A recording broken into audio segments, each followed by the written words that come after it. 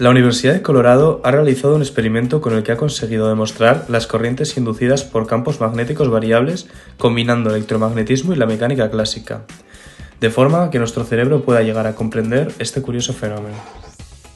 En primer lugar, hay que definir qué es una corriente inducida. Cuando un campo magnético variable atraviesa una superficie conductora, este genera una corriente eléctrica inducida en el metal, que a su vez genera otro campo magnético. Para el caso de un imán cayendo, este campo magnético inducido producirá una fuerza de arrastre en el imán frenándolo. Existen una gran cantidad de vídeos en internet mostrando este fenómeno. De igual forma, si se deja caer un imán por un plano inclinado que su superficie sea conductora, en el movimiento del imán intervendrán tres fuerzas. La primera, la fuerza gravitatoria, que será la que inicie el movimiento y en la que la aceleración que produzca dependerá de la inclinación del plano.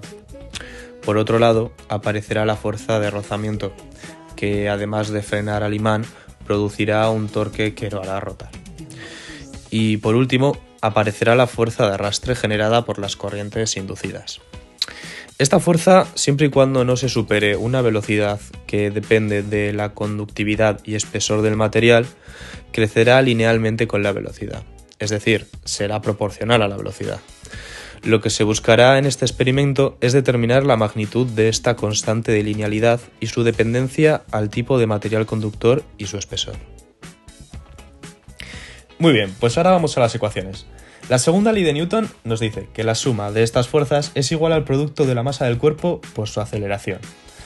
Por otro lado, la ecuación de Euler de la rotación para sólidos rígidos nos dice que el torque producido por la fuerza de rozamiento es igual al producto del momento de inercia del objeto, en este caso un cilindro macizo, por su aceleración angular. Combinando ecuaciones se llega a esta ecuación diferencial, que puede ser sencillamente resuelta definiendo un tiempo característico y una posición característica. La solución final es una ecuación de posición dependiente del tiempo, en la que aparece el tiempo característico, parámetro que depende a su vez únicamente de la constante de linealidad buscada.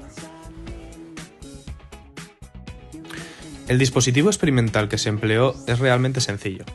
Para todas las tomas de datos se utilizaron planchas de metal de 50,8 milímetros de ancho y 25 centímetros de largo, colocado a una inclinación de 5,8 grados respecto de la horizontal.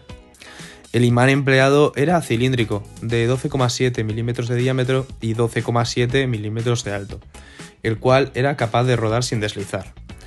El movimiento del imán fue registrado con una cámara de vídeo que después se analizarían los vídeos para ver la posición del imán en cada instante, pudiendo analizar hasta 30 imágenes por segundo.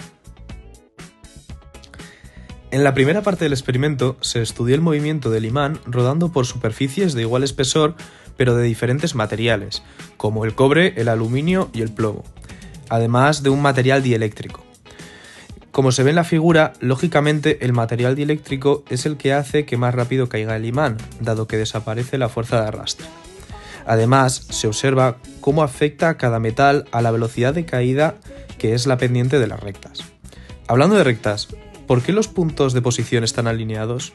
Esto es porque se alcanza un equilibrio de fuerzas y no se produce ninguna aceleración neta. Ahora observemos qué ocurre si colocamos placas del mismo material, en este caso cobre, pero de diferente espesor. Si nos paramos a analizar la figura, los resultados son los que se podrían esperar. Cuanto menor es el espesor de las láminas, menor es la fuerza de arrastre, al igual que en una bobina, en la que cuantas más vueltas tiene, más corriente induce. En el otro extremo se observa que la fuerza de arrastre no tiende a infinito.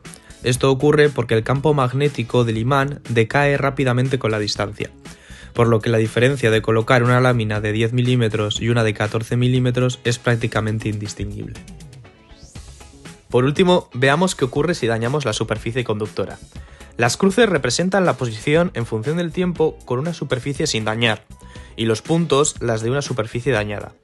Se observa cómo en el tramo en el que la superficie está dañada, el imán acelera, dado que se debilita la fuerza de arrastre, pero tras salir de la zona dañada vuelve a su velocidad límite. Las corrientes inducidas tienen una gran aplicación en la tecnología actual, como frenos magnéticos, caracterización de metales conductores, pruebas no destructivas, además de las que se te hayan ocurrido a ti tras ver este vídeo. Un saludo.